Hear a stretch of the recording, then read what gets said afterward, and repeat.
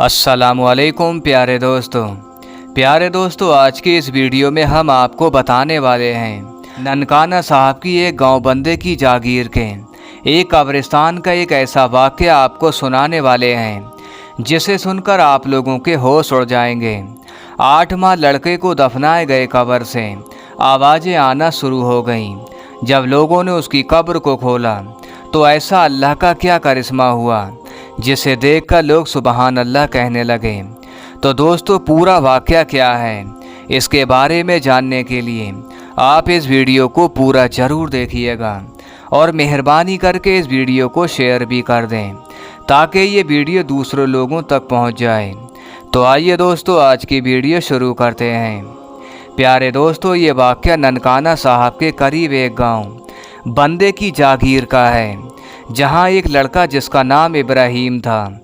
इब्राहिम की मौत एक रोड एक्सीडेंट में हो गई थी और 8 माह बाद उसकी कब्र से आवाज़ें आना शुरू हो गईं और उस कब्र के अंदर से आवाज़ आ रही थी कि मैं इब्राहिम हूँ और मैं कब्र के अंदर ज़िंदा हूँ और आप सभी लोग मुझे यहाँ से बाहर निकालो।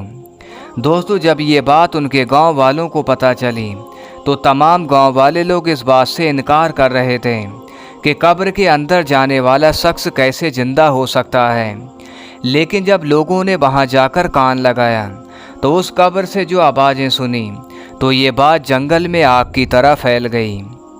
प्यारे दोस्तों एक निजी न्यूज़ चैनल में एक इंटरव्यू के दौरान उस लड़के के घर वालों का ये कहना था कि इस वाक़ये से कुछ अरसा पहले मेरा वो लड़का रोज़ ख्वाब में आता था और वो हमेशा ये कहता था कि मैं ज़िंदा हूँ, मुझे आप बाहर निकालो। लड़के वालों के घर वालों का कहना था पहले तो हम एक वहम समझकर खामोश थे, लेकिन जब उन्होंने कब्र पर आकर देखा और उस कब्र से आवाज़ें सुनी तो उन्हें इस पर पूरा यकीन आया। प्यारे दोस्तों वहाँ के इमाम साहब का कहना था कि जब उनके घर वालों ने मुझे बताया तो मैं ये बात सुनकर परेशान हो गया कि ये सब कैसे हो सकता है, जिसका नमाज जनाजा मैंने खुद पढ़ाया था। वो लड़का कब्र में कैसे ज़िंदा हो सकता है। इमाम साहब ने सबको साफ साफ बता दिया। फिर इमाम साहब आके बयान करते हैं कि जब मैं उसकी कब्र के पास खुद गया फिर मैंने कान लगाकर सुना। पहले तो मुझे कुछ सुनाई नहीं दिया, लेकिन कुछ देर के बाद कब्र से जो आवाज़ें आ रही थीं कि मैं इब्राहिम हूँ और मैं इस कब्र के अंदर ज़िंदा हूँ, मुझे कब्र से बाहर निकालो। मस्जिद के इमाम साहब का कहना था ये आवाज़ें सुनकर मैंने तस्दीक की कि ये आवाज़ बिल्कुल सच है और इसमें बिल्कुल झूठ नहीं है। उस न्यूज़ चैनल वाले को गांव वालों ने बताया कि उन लोगों ने खुद ये आवाज़ सुनी। प्यारे दोस्तों बहुत से लोगों का कहना था कि इब्राहिम की कब्र की खुदाई की जाए। लड़के वालों के घर वालों ने कानूनी कार्रवाई के तहत लड़के की कब्र की खुदाई का फैसला लिया। रात को लड़के के वालिद के साथ और कुछ गांव के लोग और उलमा इकराम भी मौजूद हैं और जब लड़के की कब्र को खोदा गया तो वहां के लोगों की आंखें खुली की खुली रह गईं।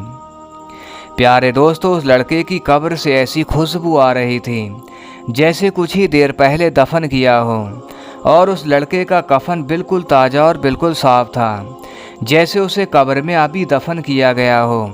और जब कफन को खोल कर देखा गया तो लड़के का जिस्म बिल्कुल तरोताज़ा था, जैसे एक ज़िंदा इंसान का होता है।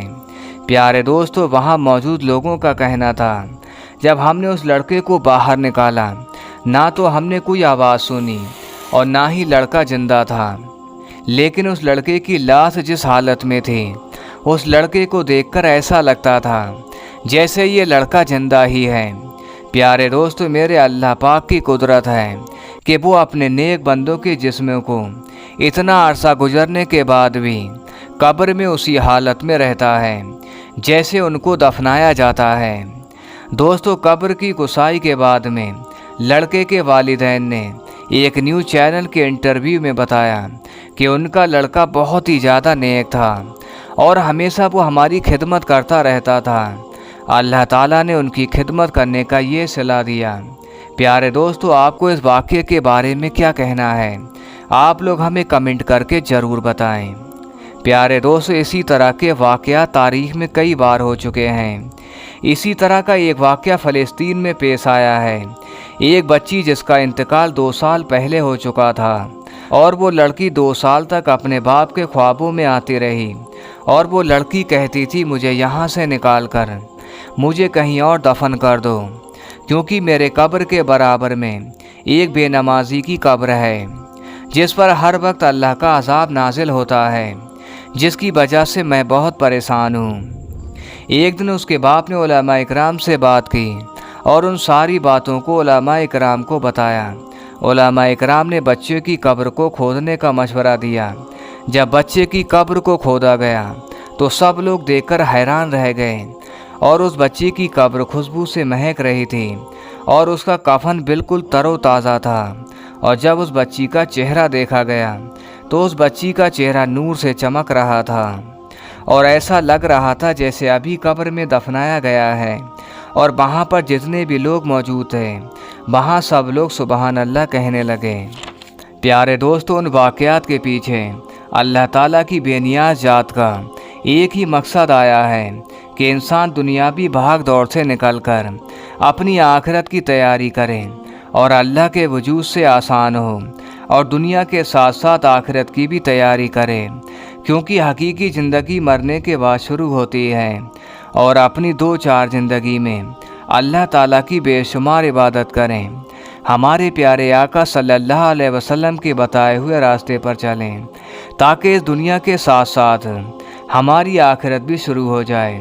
प्यारे दोस्तों, इन सब वाक़यात को देखते हुए हमें अपने परवरदिगार की तरफ लौट जाना चाहिए और उससे अपने गुनाहों की माफ़ी मांगना चाहिए, क्योंकि वो ज़ात माफ़ करने वाली है।